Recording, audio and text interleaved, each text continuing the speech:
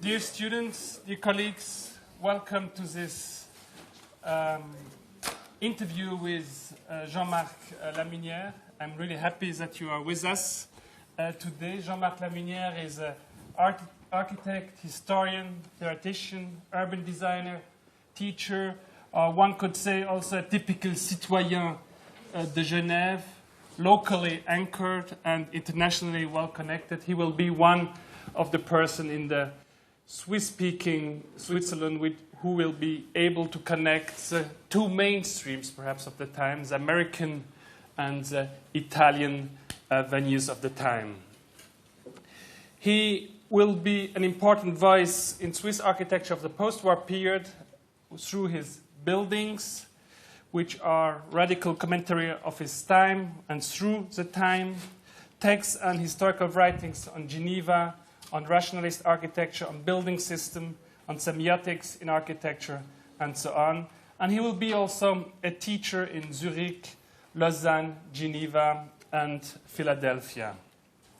He will be president of the BSA in Geneva, dean of the Faculty of Architecture in Lausanne. His work was widely published and shown also at the first Biennale in Venice in 1980.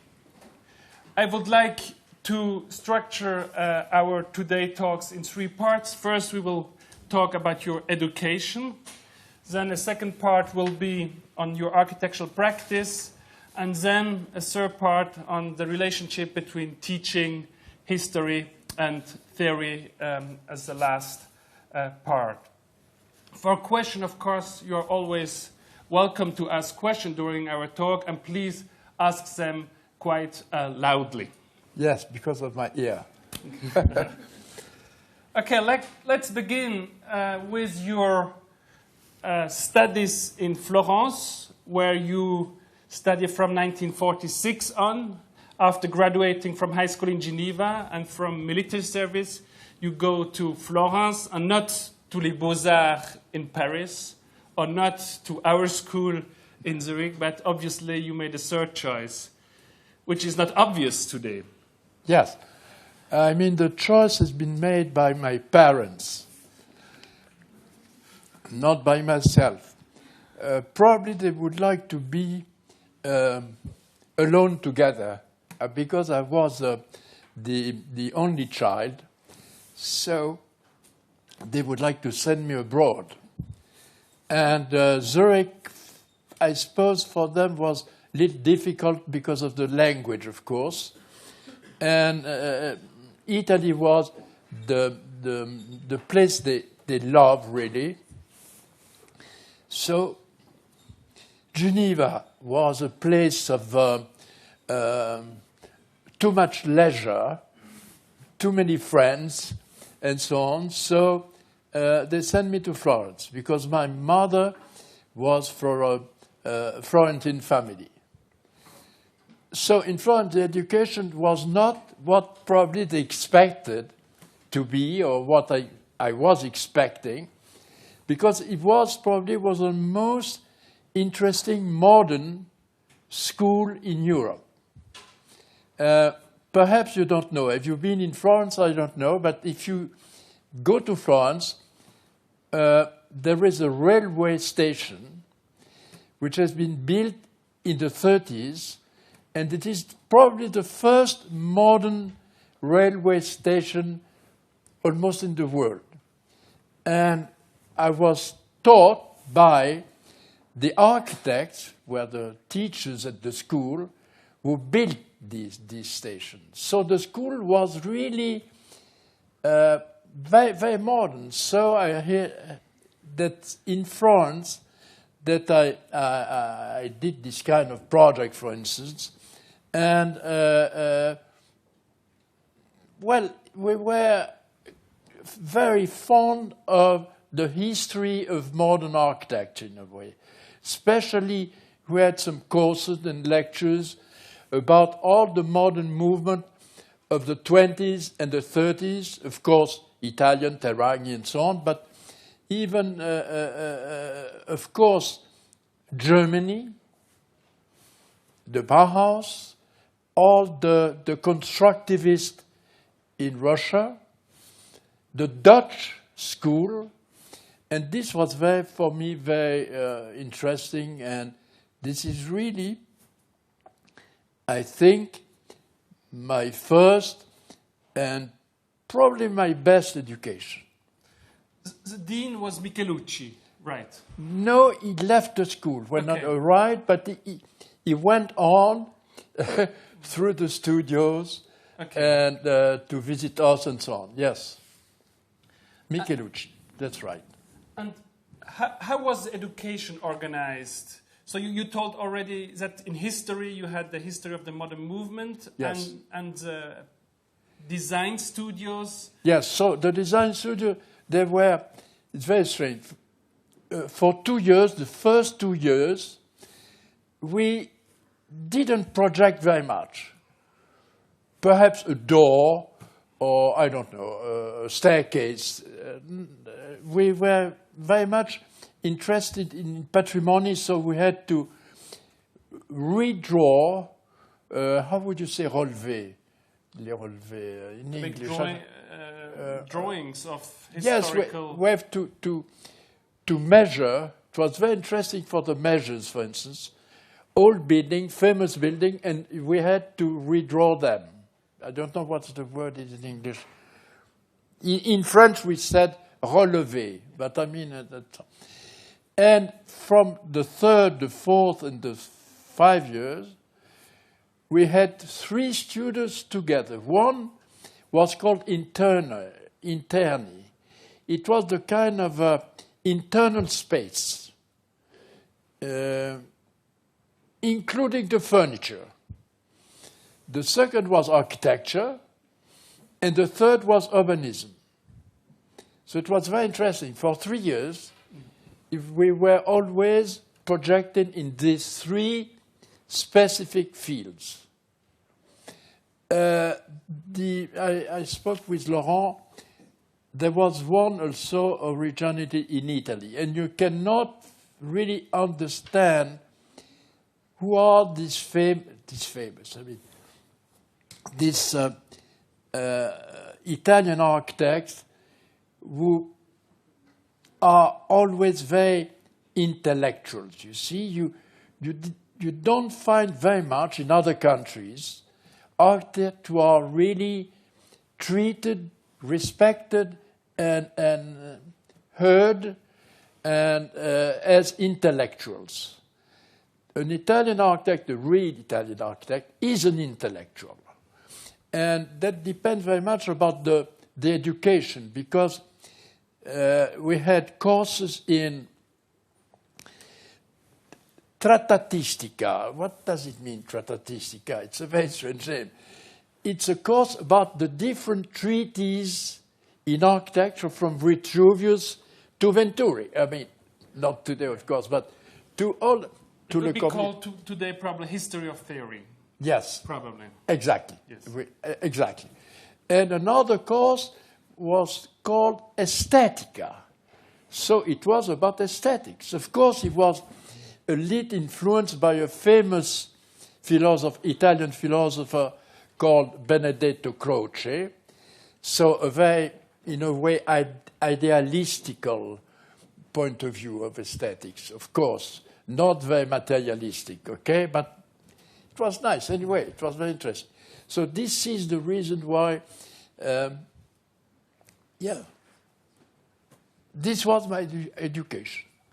And obviously, from the beginning, I just took one of your projects, like Yes. Cabane de Jardinier. Yes, it was under the, Which is quite incredible that you integrate all these different movements. There is axonometry from Holland, let's say. Exactly. Section from Frank Lloyd Wright. Yes. And the plan by Mies van der Rohe. Yes, because what was interesting, that's what your comment is very interesting, because the people that don't know really, or they are, my generation, especially when I came back to Geneva, I mean the French especially, they made differences, and even they were speaking about conflicts, and we had conflicts between us, between the people who were following organic architecture, Frank Lloyd Wright, the people who were more attracted by the abstract, so Mies van der Rohe, and the people who were Corbusian, perhaps,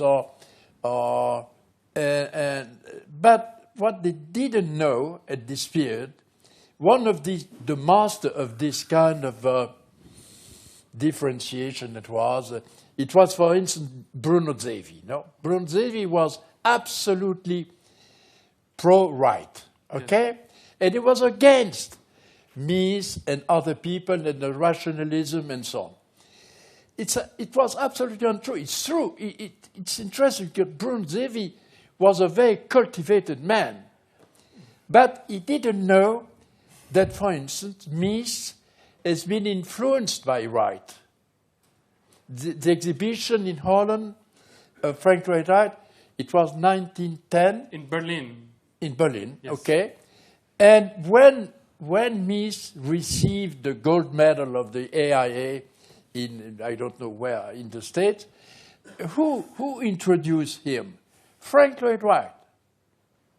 And he said, Mies is my Mies. Credible. So it was a mistake completely opposing these people. And there was also an influence of Wright with the Dutch. And of course, the Dutch with Mies. So it was not so opposite in a way. And this scheme here, for instance, there, yes.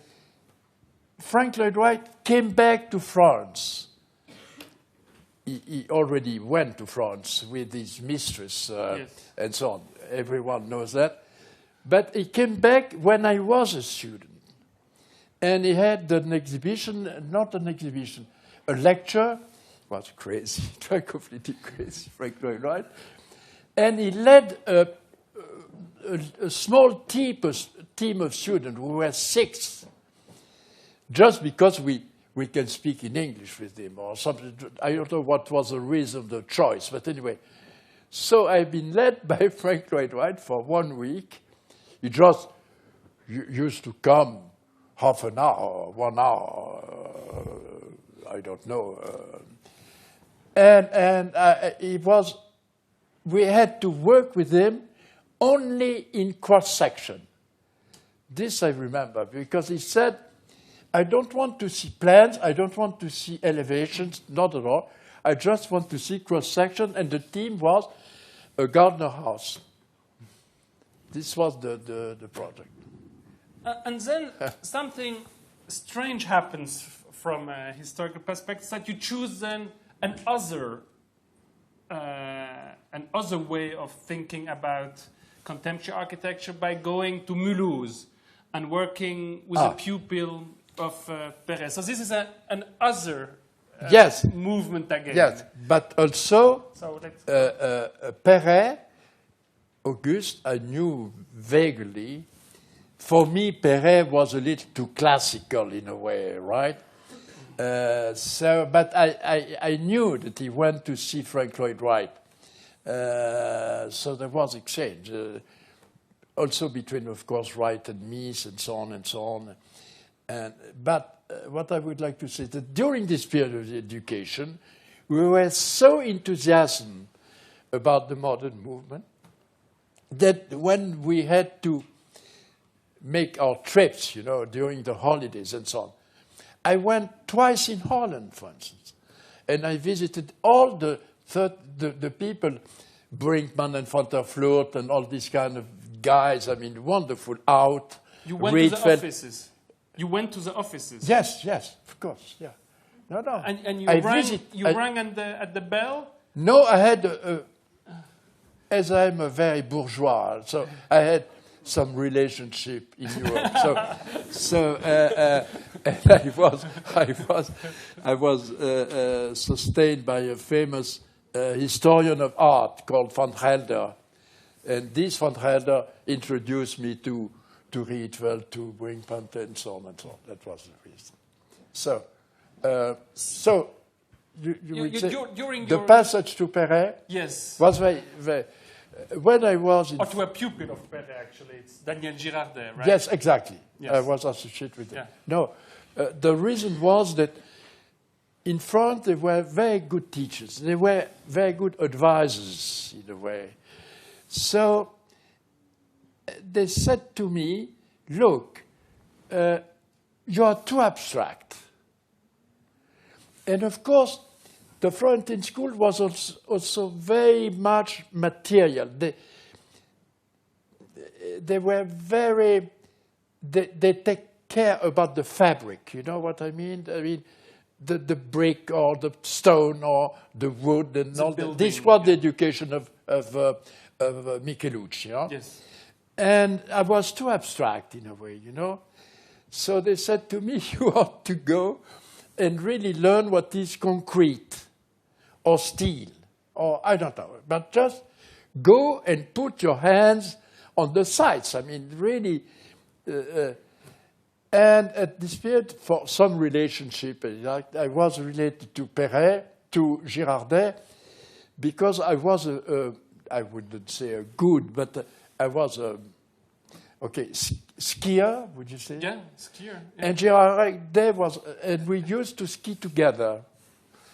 And so, and Girardet once said to me, we were in the mountains, and he said, well, you know, I'm in Paris because I work with Perret and so on. Why don't you come? That's all. And he was in Mulhouse, right? No, he had been educated in Perret. Yes. And afterwards, Perret, you know, in France, it's still the same. It's a monarchy, in a way. France is still a monarchy. So they have the barons and the counts and the prince and the dukes and so on. And they occupy the territory, in a way. They occupy the territory. So Perret, one of these princes, and he was in charge, of course, he's been in charge of Le Havre, you know, this famous city here. Yes. And in Mulhouse was half destroyed, and simply the government said to Perret, take care of Mulhouse. That's all. And Perret was very busy, so he said to Girardet, who was a very good pupil, he said, go to Mulhouse and take care of Mulhouse, that's all. And you went there and you began to build? Immediately. Immediately. Yeah. This is where I learned how concrete is a fascinating fabric, material, but a very bad one too. And but of course, with Perret, I learned how to work with concrete, you know? There is different. Now it's completely different. I have a friend, a young friend of mine, it's Andrea Bassi, for instance, is making a research of the treatment of concrete today. But it has nothing to do with the brutalism or the way like Corbusier used the concrete. Now, concrete becomes like marble. I mean, it's incredible. I mean, so it's nothing to do. It's colored. I mean, at the time, we really had to learn how to...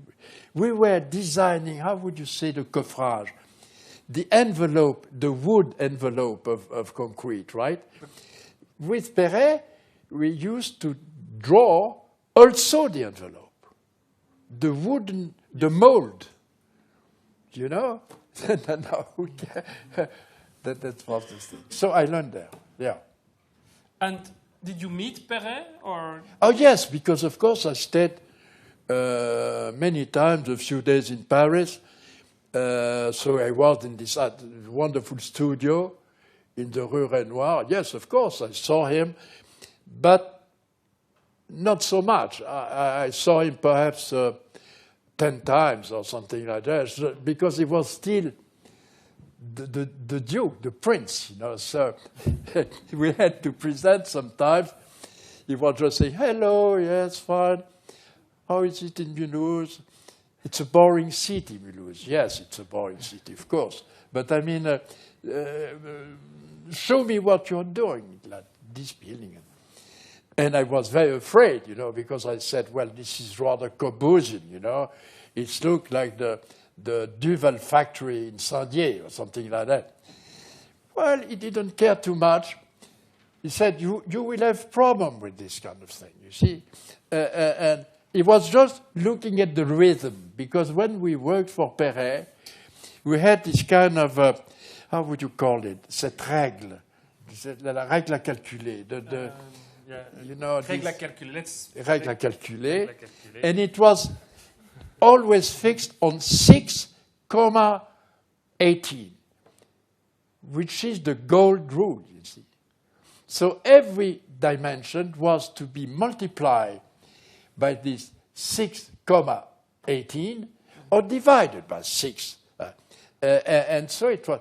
Le Corbusier worked also on this, of course, but I mean, because it's always the 3, 5, the series of Fibonacci and so on and so on. But because at the end of the series of Fibonacci, you can find 618, 1,000. So if you finish by that, it's always very refined, because roughly with 3, 5, 8, and so on. But at the end, if you addition, you arrive to the. So we worked like this. And it was the only check. He was checking that. He was saying the proportion, that's all. But the strange thing is actually also in the literature on your work is that Corbu, and we didn't speak about Corbu. He's a kind of taboo or absent or. Corbu was not for me.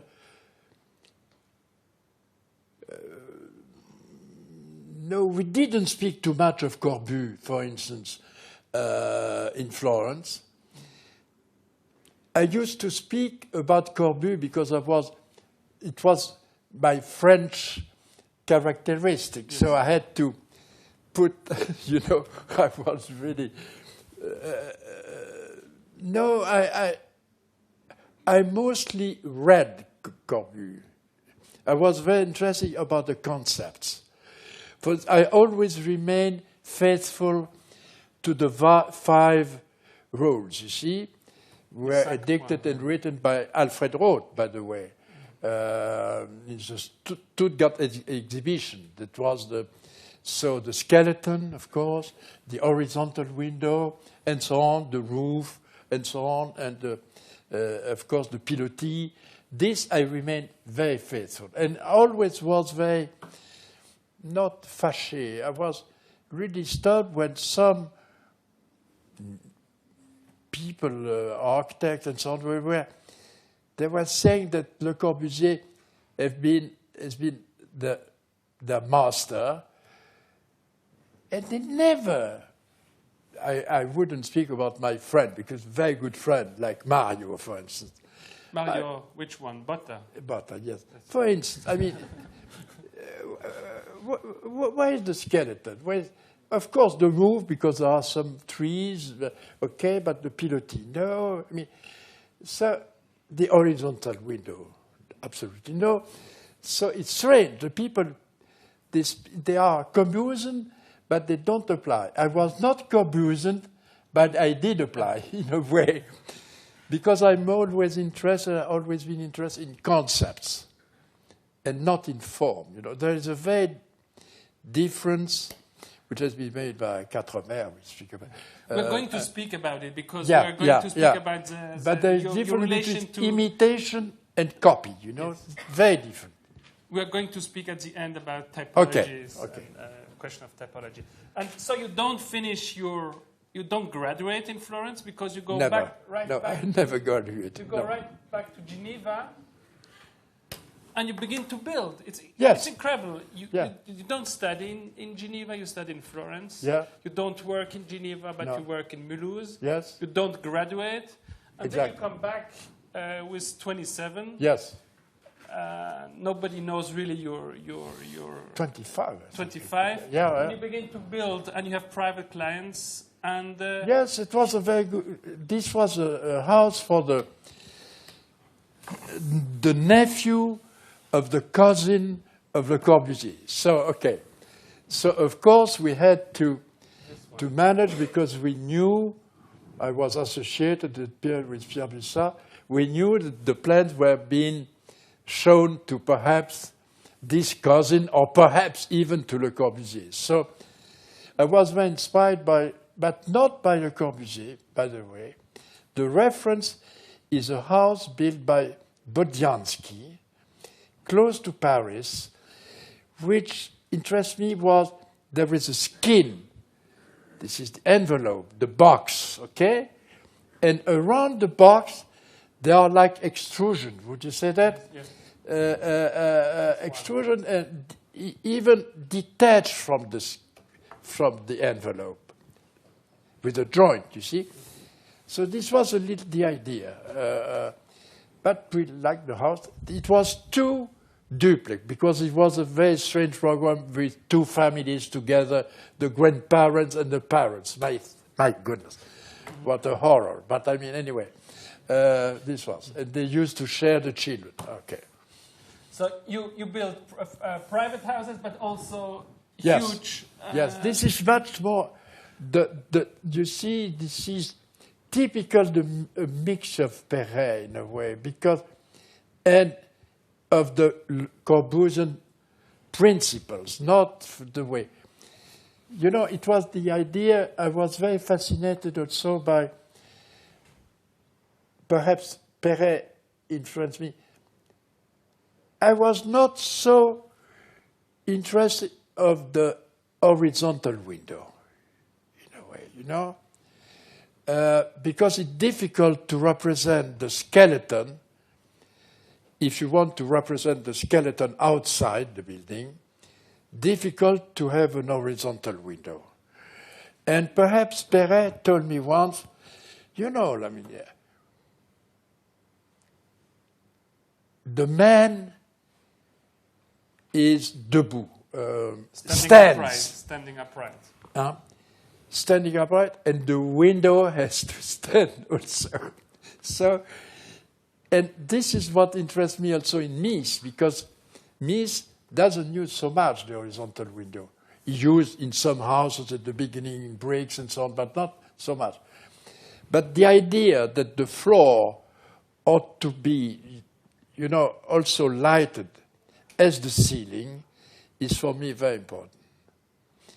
So I like also when the floor is lighted. But let's come back. You come back to Geneva, and how does one have to imagine? You didn't do competitions. No, not just one. Just one, but you had extremely good relationships in Geneva. And there yes. I had immediately. I had a client. Okay. I was very fortunate, like Mies was. Yes. You know that Mies had one client, or more or less. I didn't know this, but... Yeah, the man who died with his airplane on the East River. I don't remember his name. Anyway, a promoter. Yes. Okay. And you too? Yes. I had a friend in college, and we met together, and he was a promoter. So immediately when I came back, we had, let's say, social relationship, mundane in a way. Okay. And immediately when he had problems, he asked me to try to resolve these problems. And he was a very good client, by the way. He was very useful for a lot of things. First of all, he gave me some, almost all these things are made for him. Yeah, okay. And he was very good in, I learned also, and we were very close because he liked to imagine the program, you see. And this is a talent. I mean, you know, you have an environment, you have a social, economical situation in your in the city. You have the rise of some new functions like a supermarket or a new class also raising. A new way of life in the apartments, new machines, and this he was very capable to apprehend, to to be close to these problems. So we had just to discuss 2 or 3 times at the restaurant, and we made the program. And so we made the financial problem, because we have, at this period of time, it was very simple to make on a napkin, I mean, a financial problem for a building. You know, it was very simple. You have just to put the cost, the expenses, and on the other way, the revenue. That's all. So how many apartments that and how many? So it was very, and it was 6.8%. It was 7.2%. It was good. And the land, of course, is the difference between the two. So we can buy the land. That's all. It's very simple. Today, you know, you have to. I mean, I don't know. My daughter probably, when she's involved in this kind of business, I mean, with Patrick, probably they had to work 1 week, you know, to make this kind of financial problem. But the fact that this, I have been educated so in Marxism. So as a Marxist, neo-Marxist, I would say, okay, I would say that for me it was very easy to look at the materialism of things to be the clue. I mean, we have not to be so idealistic. We have to really understand what are the economical problems, and we have to seize them and to know about them. And this is what we did. And you very close to my family too. I mean, the people in the press. They are like this too. We're going to speak quickly, perhaps. Yes. Okay, with the power. And then so you have the really pragmatic way of doing single-family houses, doing apartment buildings that were your first commissions. And then in the 50s, you found this group called Groupe des 11, or Groupe 11. Yes. With 10 people, actually. So. Yes, we were 10. Yeah. Why 11, Groupe 11? Because at the beginning, it was created for a competition. Yeah, for this and right? one of them. For Cité Universitaire. Yes, exactly. Yeah, and I was absent. I wasn't. I don't know if I was in the States. I don't know. I wasn't present for the project. But okay, and one of us left, and so we made 10. But the title, 2 bars. It's more. It's a good logo. So we maintained the logo. You kept. Yeah. And what was the goal of this group, or how did it work? It was a reaction on different levels. A reaction against the education of the Beaux-Arts system in Geneva. We were only 2 of us. One had been in Zurich, and I was in Florence. But the others were all pupils of the Beaux-Arts system in Geneva. And they were really, you know, against the system. So education. The second one was the territory. I mean, what we call urbanism or urban design, but not urban design. We would say urban planning or something like that. And we were we were against some kind of, not old, but Corbusian principles, you know, the 7 circulation of the Siam speed, point. the Siam, this kind of thing. We were for, again, not a Marxist. It's too strong, Marxist.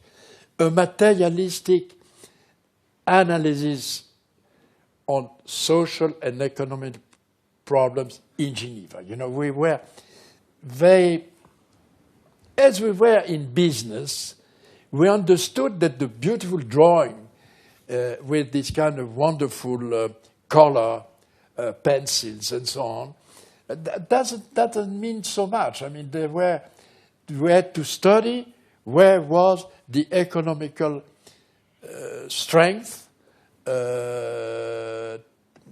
trends, and where was the good location for them, and where the good location for housing, and this kind of thing. So this was this group O's was a kind we were treated very badly because we were against this kind of old, not old, but I mean middle-aged, I don't know, people like established architects in Geneva. Established, close to the power, like Marc Sauget, and all these kind of Brera, and so on.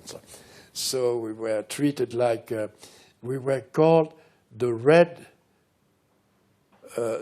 Counts or something like that. I mean, you know, this kind of mixture between belonging to the bourgeoisie and it's a time to be left, you know, the kind of radical chic. I mean, so we had beautiful cars. I mean, you know, this kind of stuff. Okay. Yeah, actually, I read an article where you had beautiful cars and beautiful women. This is what brought the group together.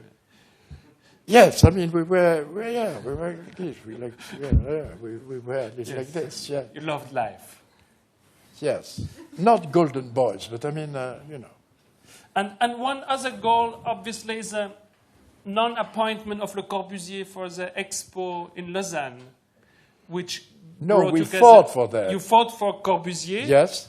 And it was for the Expo 64, right? Yes, it was a fight, and we had to fight this good friend anyway, but terrible, so skillful Kamenzin.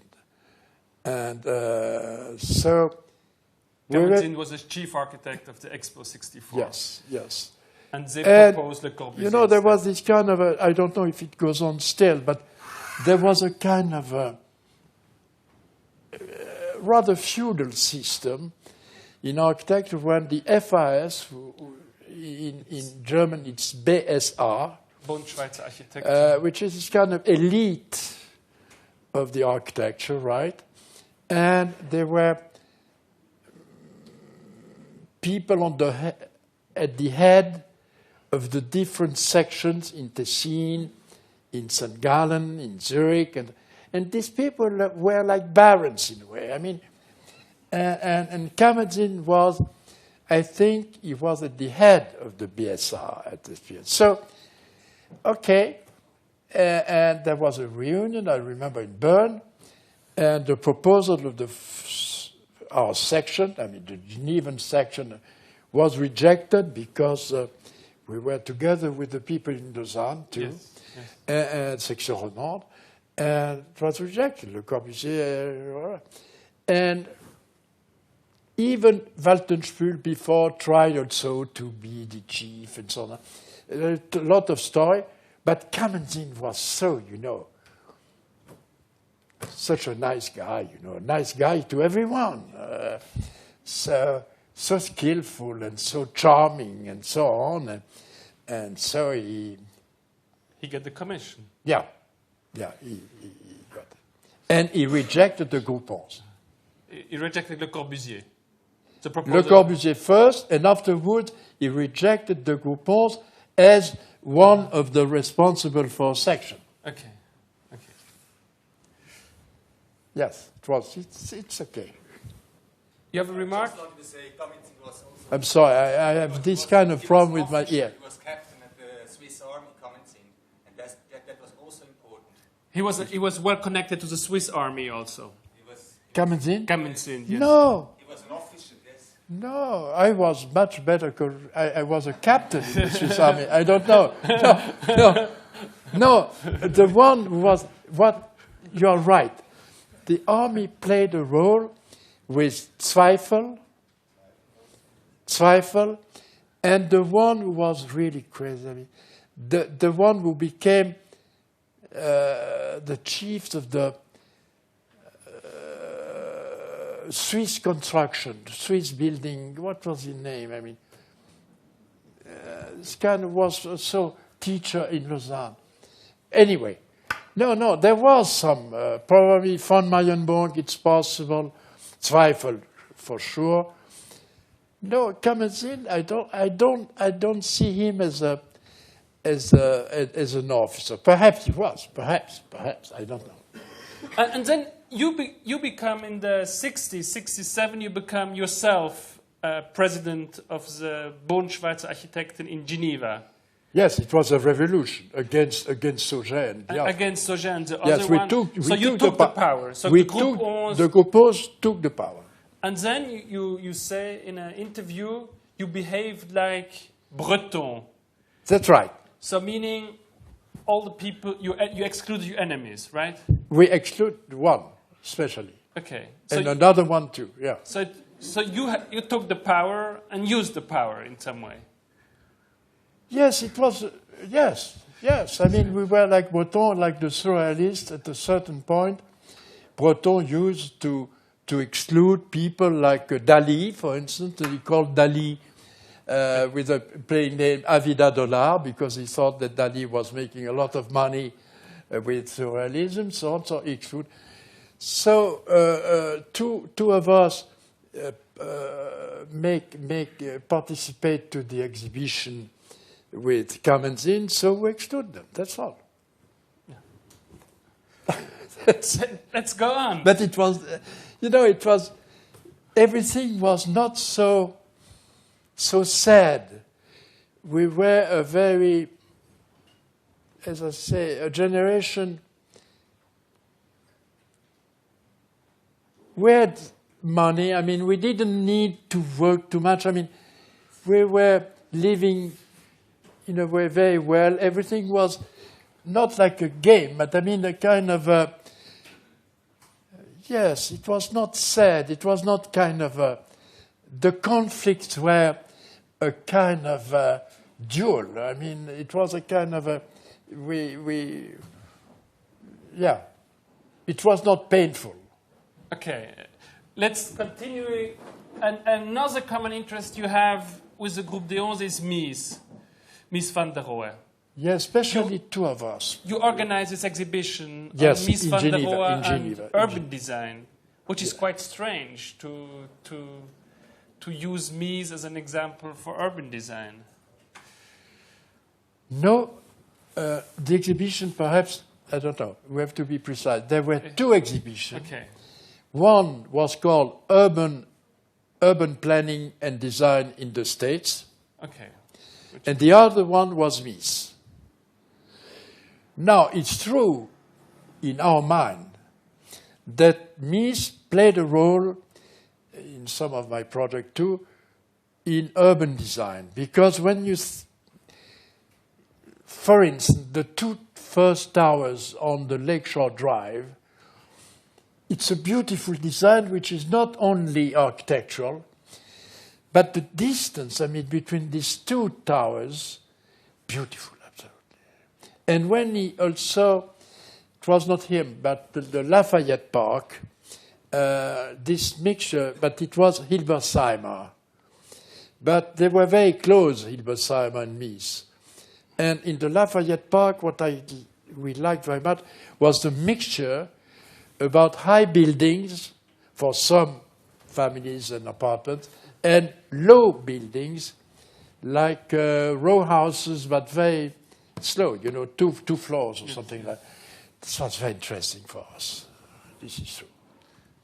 And then you win the competition for these buildings, which will... the tower. For the tower, for yes. the Centre d'Information d'Art Graphique. Yes. It was a competition organized by your cousin, exactly. Jean-Marc Lamunière. Jean-Marc Lamunière, yes.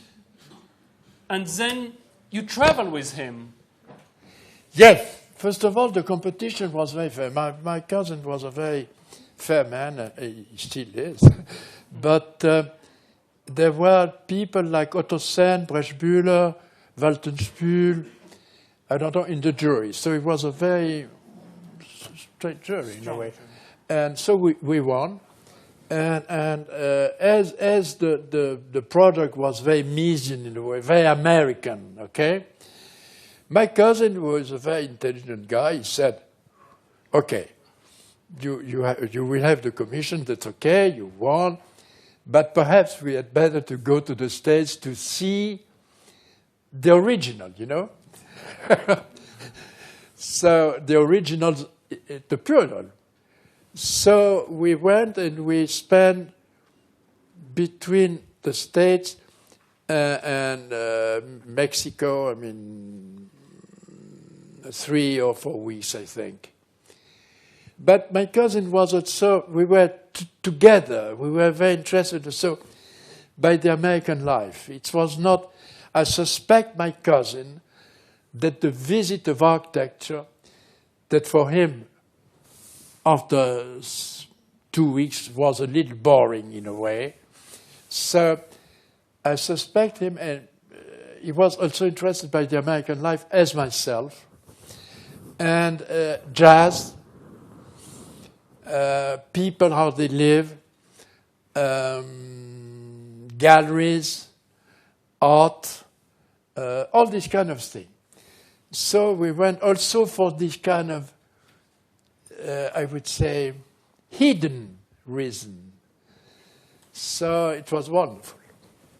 And how comes which town or which architecture did you visit? So of course New York. That's a good question, because instead some of my friends, not friend, but I mean, I remember that people who used to go, one especially, the first one, Geneva, who went to see architecture in the States, was to visit Neutra, for instance, because it was in the fashion. No, we didn't do that. We just were looking for Mies, for Sarin and General Motors. The objects were very precise. SOM, of course, Skidmore, Wings and Merrill. And I read you meet the younger one. Philip Johnson. Philip Johnson, right? Yeah. This Philip Johnson was a little afterwards, I think. And Pei? Also. Well, I visited alone. You're right. I visited alone. My cousin was not with me. I visited Philip Johnson, okay. The first thing he told me that he hates Geneva, and that he hates William Lescas, too. Okay. And I visited Pei. I was very impressed because at that period of time, Pei was, as myself in a way, with my friend in Geneva. He was associated with a promoter, Zeckendorf. And they had the same building. So you were at the fourth floor and you were Pei, and the fifth floor there was Zeckendorf or something like that. And it was already a big office. I was very impressed with it. Very large offices like Skidmore, Wings and Merrill. At that period of time they were 60 or 80. I mean, it seems to me very large, you see. My office, we were 15, or I don't know. And when I visited the Mies offices, there were 8 or 12. I mean, incredible. So it was very interesting, this kind. The way how they worked also, especially Mies, I was very impressed. So really few collaborators. 8 to 12, you said? Yeah. Yes. All architects. There were not a single man who was not an architect. All graduated architects and so on in Mies. And I was very impressed because I wouldn't say that we used to work in the same direction, but almost, because we were always also in Geneva, we were working on, for instance, the detail of a window. I mean, the facade, an element of the facade, or an element of the at the same time as the mass plan. Okay. You see. I will show some details of construction details. Yeah. So, and this is very Perret too. Yeah. The same thing. In Perret, we're used to work on an element at the same time as the object itself. Yes. the object was a kind of addition, to an urban scheme. repetition of an element in a way. So we had to study the element, but really in the detail, not only form. Huh? No. And Mies becomes a kind of model for you. Yes. From this period on till the, let's say, the 60s, Yes, you will study and reinterpret and what is really almost a copy. So it's this kind of supermarket, but it's an imitation also of a concept, because Mies, this I understood later in a way. Mies, for me, was very difficult to understand at the beginning. How can I say that? I didn't understand at the beginning this relation to right. I mean, the idea of really the space. I mean, Mies is really a kind of mystical research of one space. It's not the major space as Kant decided. Kant is the major space and the rooms around, okay? And the rooms are forming the major space. No, Mies is a kind of open space to the corners, broad. I mean, it's a kind of a peripheral view. And this is more righteous in a way. This is much more the core in the center and everything which is a void outside. I mean, there are different. And this I understood because he repeated always this kind of stuff. There's no difference between the Bacardi first building on 4 pillars like we did this and the museum in Berlin. You know, it's still the same scheme in a way. And even the square house, he never realized, I realized a kind of copy of the square house.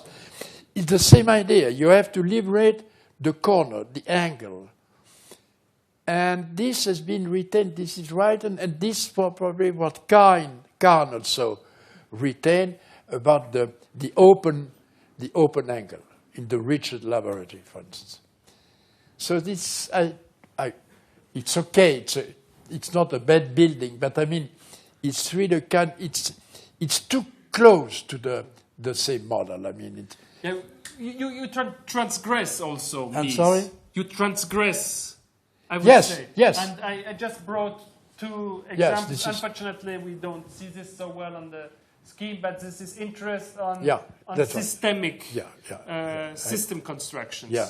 So this was a way to actualize Mies, or this has been made before I went, or at the same time, but before I went to Philadelphia, because afterwards there was Philadelphia and so on, and Cannes, of course, and Venturi. Okay.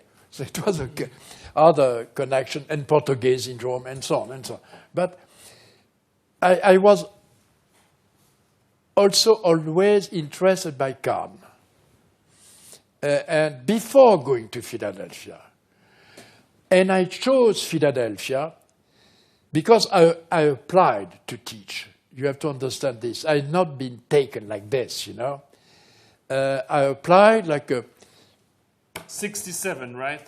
1967. Yeah, I applied in 66, and with the advice of my friend Dolph Schnebly, I remember, he gave me, and I knew already there was the 7 Sisters, I mean the 7 Ivy League schools, which were the best one.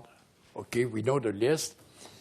And I just put also MIT, which is not an Ivy League, but doesn't matter. And I applied.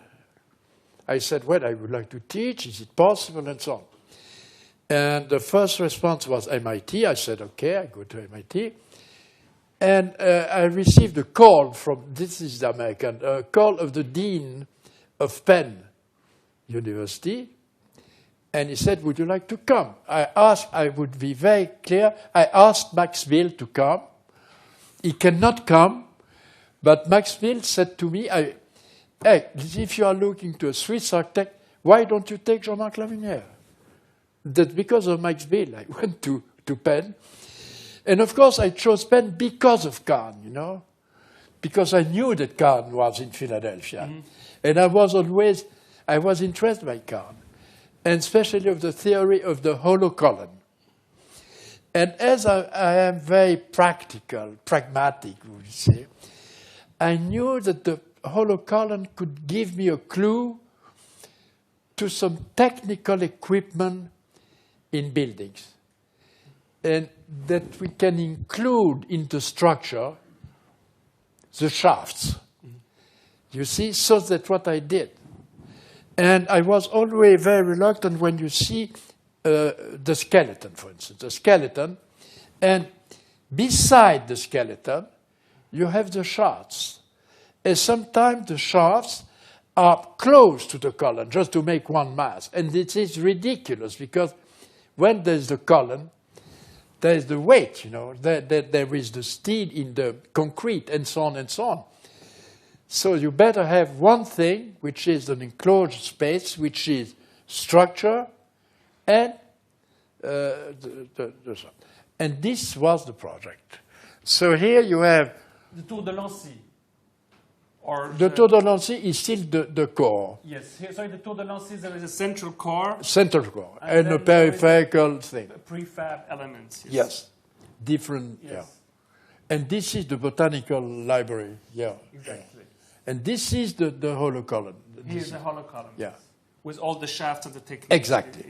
And even in the slabs are like this, the same way.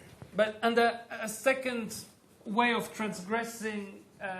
This is before, yeah. Yes, I want to go back. That's okay. That's fine. Because, for instance, this building where you put in a non-Miesian way a column just in front of the opening. Actually, this is. This is really. I like it too. It's a transgression in some way. Yeah, absolutely. Or here, where you put red panels, perhaps in a much more pictorial way, in a yes, perhaps of the concrete Kunst. That's right. Or if you put the fenêtre en longueur inside a misgrid, which is forbidden actually.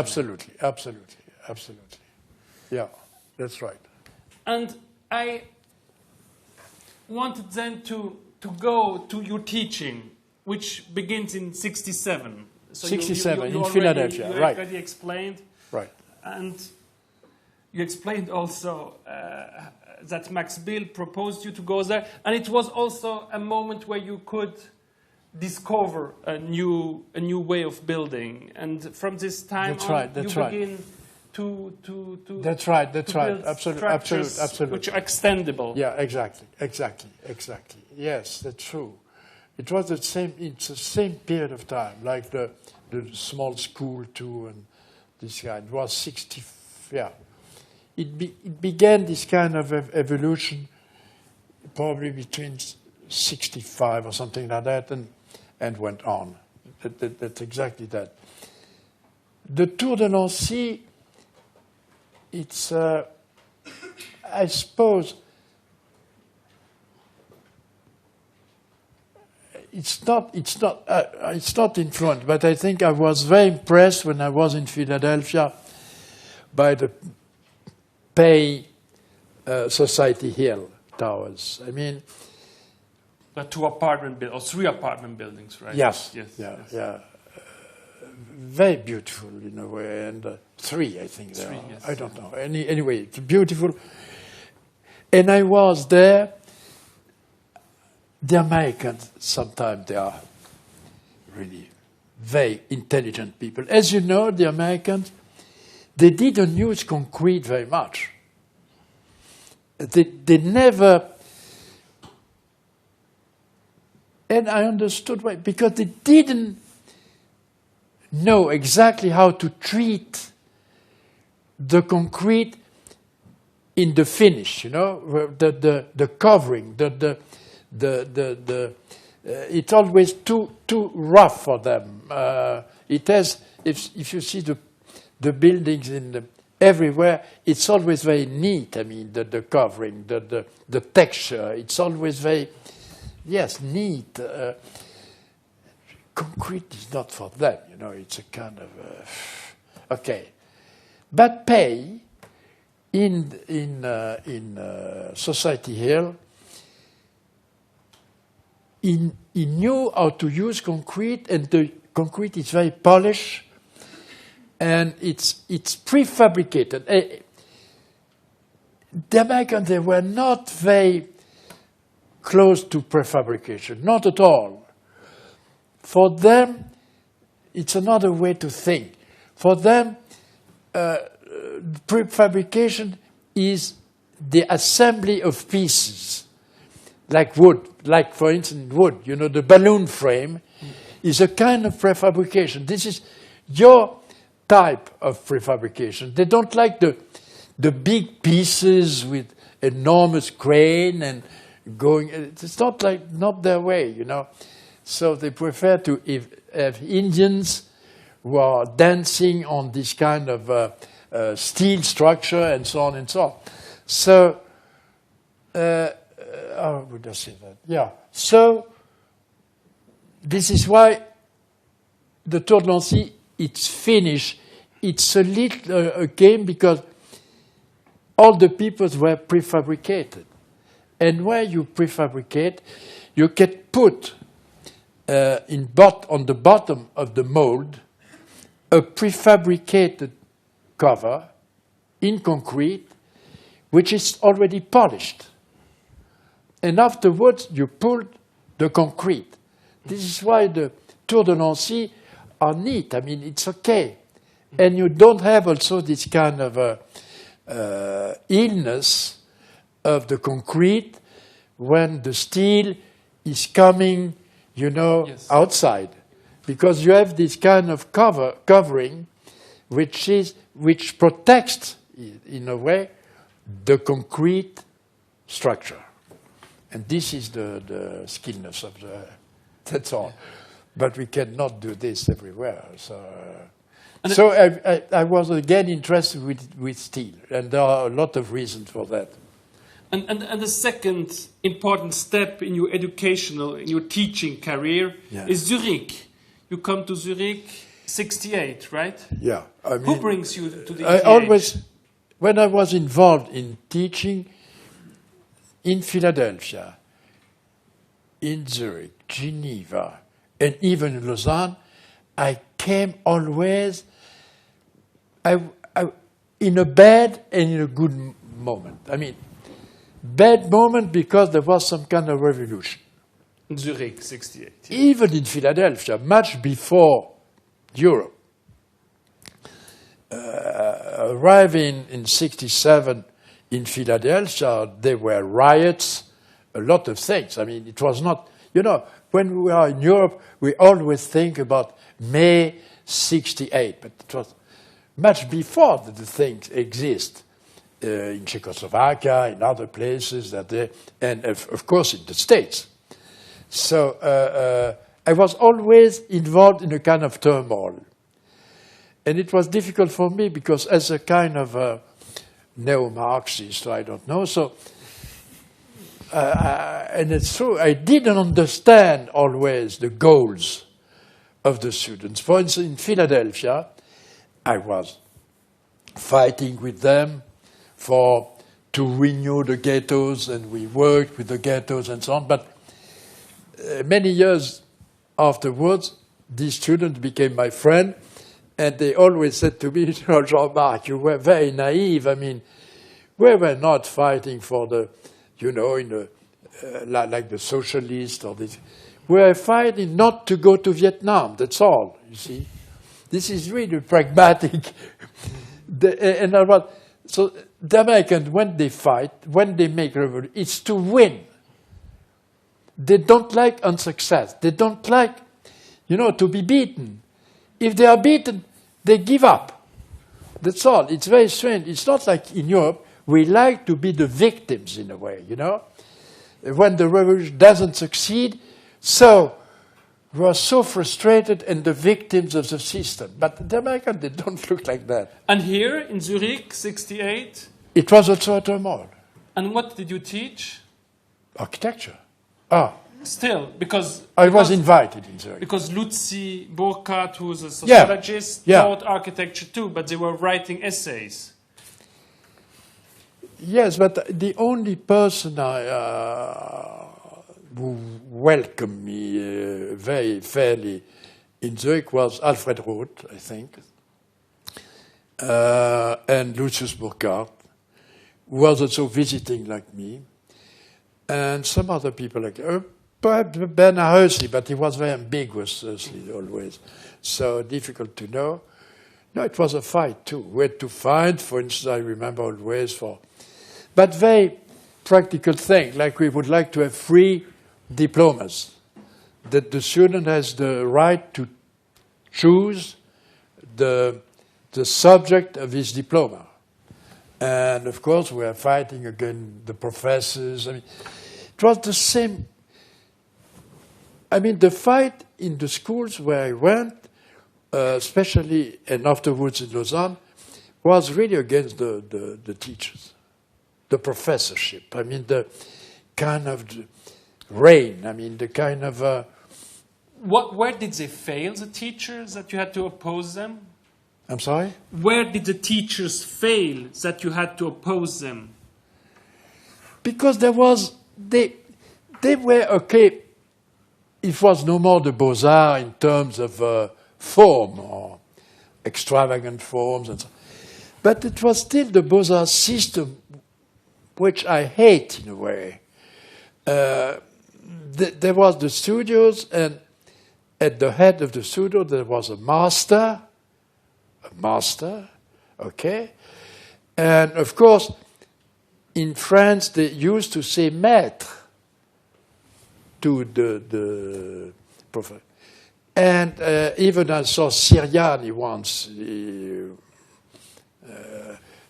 They were calling Siriani the revolutionary architect and so on. Maître, okay? This I hate. I mean, you have to say. Of course, after '68, it was even right now. Now they give the tu. How would you say that? Do. Yes, that exists in English because everybody says. Yeah, that's much better, much better. And afterward, there is a system of the teacher give a program, but doesn't give his method or his criteria, his theory in a way, his own concept. He let this to, nebulous. And he really wait for the jury to express himself and eventually to give some of his concept. And this I hate. And the work also is done on the table by the assistant. And this I hate too. I don't like this kind of system, I don't like that the assistant, they are too young. I mean,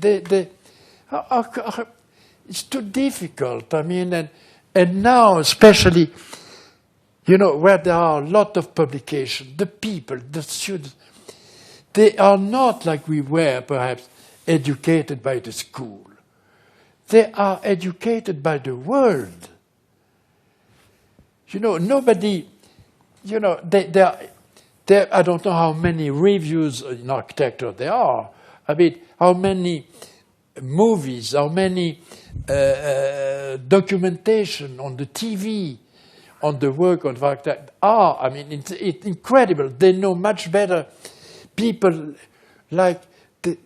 without any kind of, from Port-en-Pac to Colas, they know these people better than their teachers.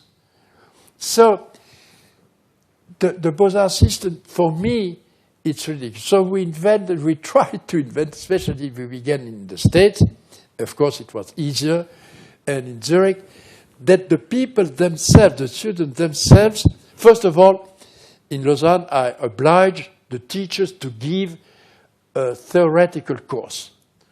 And you did also, actually. We can go further. Unfortunately, it's not so.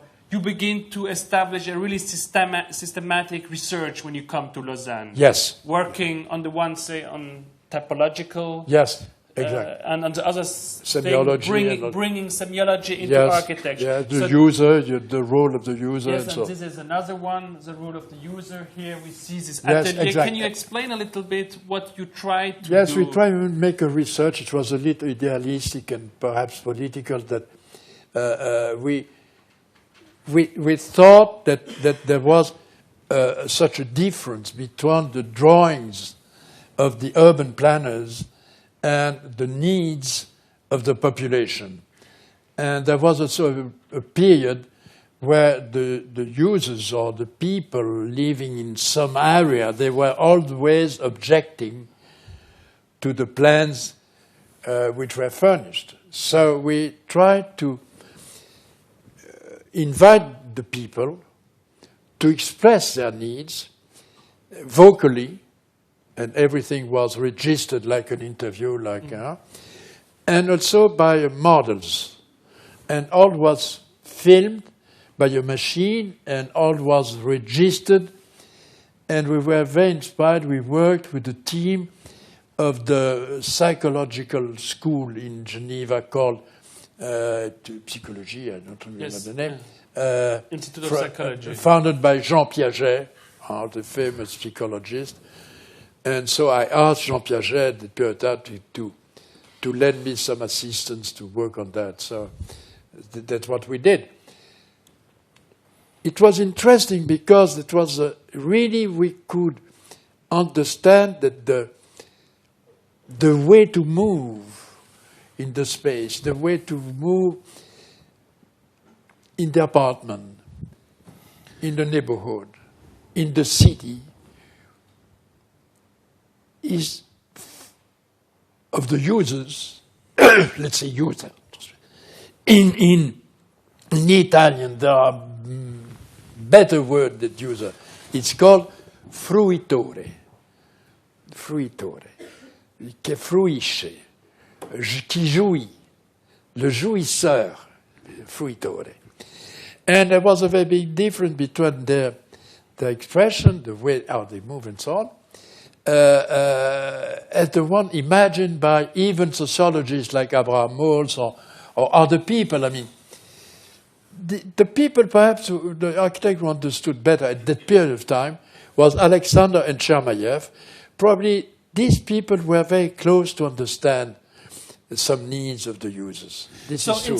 In some way you try to rationalize architecture and the understanding of architecture in two ways. The first way is the aspect of the designer, where you do these typological studies of the evolution of living, and on the other side, this non-materialistic aspect of the user and which enjoys space. So these were the two feet in some way of your research at the time. And after this, and perhaps we can... I can explain. Just one thing would be interesting, because there is one thing which has to be said, perhaps. I was also influenced. I mean, there were already researchers, but not very well known. I made a trip. I mean, I was invited by the OCDA, I mean, to explore what was the field of planning in the East socialist countries. Okay, so I went, for instance, in Poland. In Poland, I met an institute of sociology, very simple, and they have made a book where there was the occupation of the space as designed by the architect, especially in apartments, okay, where is the furniture and the bed and so on, and the space as it is occupied and furnished by the inhabitants. And this was interesting. It was in the same, same perspective. And second thing, what we discovered, especially through literature, because I made a research on a book of Rob Gruyère. Literature is a field, an enormous field for the architect. like movies. I mean, you cannot understand really the real needs and especially desires without literature, without movies, without even painting. When you see a Edward Hopper painting, you understand much more what is the space and the light than eventually a Kahn's room. You know, it's incredible. And so, looking at, I noticed the importance, even with the research and through Rob Grillet, the importance of the threshold. Of course, the threshold had been treated by Van Eyck, but in a kind of poetical way, you know, the boat and the limit between the sea and the sand, and nothing to do with that. I mean, the threshold, if you look in a novel, you read a novel, and you will see that all the acts, the more important acts, murder eventually. Happen on the threshold. Yeah. Like in Vallotton's painting. Exactly. They kiss always on the threshold. Exactly. Yeah. That's in Vallotton. Yeah. Perfect example. Yeah, that's right. And scenes of jealousy, for instance, and all that thing. And to take the door, go to the door, go to your room, close the door, and all this kind of thing, it's revealing really, this is the real space as it is lived. It's not I want to close actually with this picture. It's one of your last projects. Actually, you do the Serre in Geneva afterwards.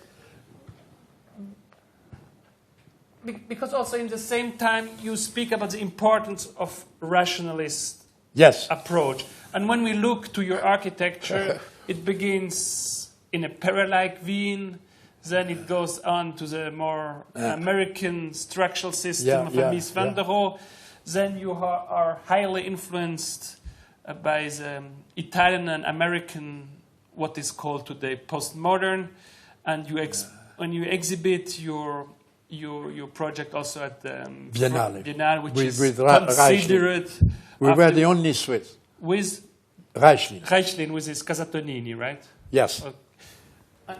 Can you perhaps explain us how you put this different moment in your life inside your rational argument? Because for me, I suppose so. I think that also Portuguese said this to me. I suppose that rationalism, perhaps in my blood, because many people has already said that rationalism is classical in a way. I mean, there is a relation between classic and rationalism in a way. And this is very much related, classicism with Protestantism, Calvinist attitude towards Catholic, Baroque, and so on and so on. I think so. I think it is probably in my roots. But for me, I suppose that rationalism is a kind of way to fight against my fantasy or against a part of myself which is very romantic.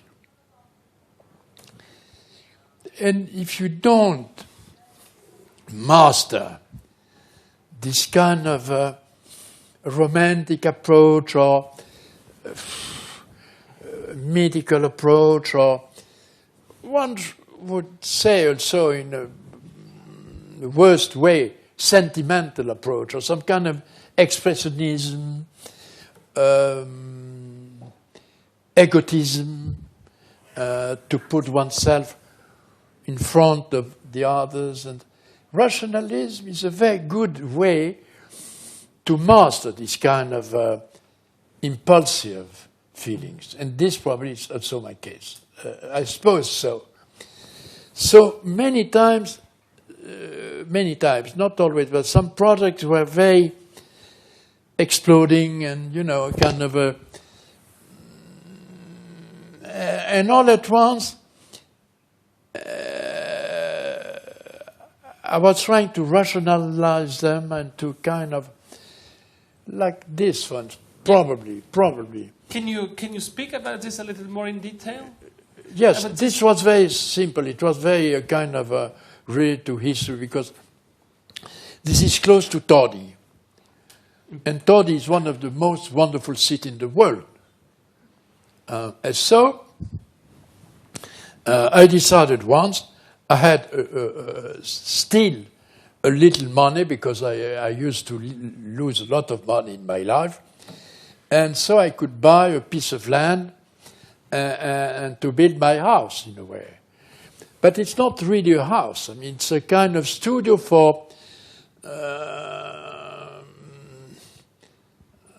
lovers in a way, for perhaps like where my parents, for instance, they used to live alone. You need both of them. And for instance, my daughter is living like this. You know, she has no children, so everything they are doing, Patrick and her, together, close. And this was also a time when I would like to live like this. So there was no room for just one child eventually, but not for all the children I had, because I already had 3 children more when I built this. So, and a place to work. So at the upper level, there is the studio. And to go to the studio, you have to go outside. So it's very vicious, this house. Much more vicious than you think. Because at the same time, the studio has 2 balconies on the main hall. Ground floor. Exactly. Not on the room. But there is a balcony on the bathroom. So there is a balcony. So there is at the same time, don't come to disturb me, in a way. At the same time, I can look at you as I want. You know? So it's a strange thing. Now, the use of the material here is very important, and it was probably very much influenced by Paolo, by Portoghesi. Because I used to visit Portoghesi, one of the first houses called Casabaldi, and there is, with the curves, and there is this idea that when you put like bricks, or this is tufo, in a curve, it gives some angles, you know. You understand what I mean? Some kind of... Here you see it. You see it here. And this gives... it is playing with the light, you know. I mean, the wall becomes to play with the light. So this was one of the reasons, and that's all, and the site, and of course the cupola, because, you know, when I decided to go to Italy, I would like to find a place. The first was to buy a castle. The second was to buy a convent, like my friend Dorazio. Okay, big toga. And you have domestics and so on. And the third thing was to find a patrician house in the country. And the fourth was to buy a farm, or a little farm and so on. And so I decided, I don't want this, and I don't want also a farm. I mean, why should I take the place of a peasant who is working in agriculture? Perhaps I'm not an ecologist, but I mean, I would need that the land still is used by the people, and so on. So, and my wife said, but why don't you design your house? I mean, that's all. So we find a piece of land, and this is just in front of Santa Maria della Consolazione of the Bramante. This is enormous. This was one of the major monuments of the Renaissance, with a cupola, of course. And I think at the same time was also designing the botanical garden, the greenhouse. Yeah. And the cupola was a good space to work within. It's a place perfect for a studio. And there was also the influence of the studio of Le Corbusier at Rue Langasser. It's under a vault.